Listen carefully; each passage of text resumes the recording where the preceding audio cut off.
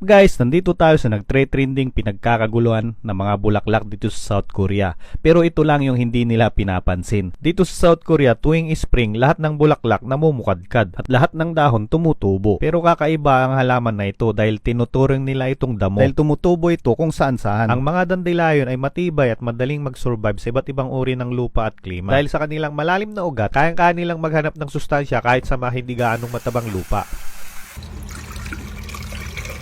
Bukod dito, ang mga buto ng dandelion ay kaya ring mag-survive sa matagal na panahon bago ito mag-usbong ulit. Kaya kahit anong pagsubok ang dumating, matatag at matatagpuan pa rin ang mga dandelion sa paligid. Ang mga dandelion ay maraming benepisyo sa kalusugan.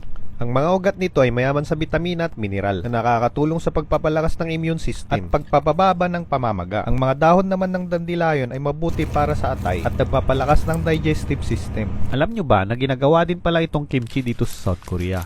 Parehas lang din ng proseso sa paggawa ng napa cabbage. At ito namang ginagawa natin ay simple lang. Dandelion, kamatis at itlog na maalat. Tsaka natin nilamas-lamas. Mangan!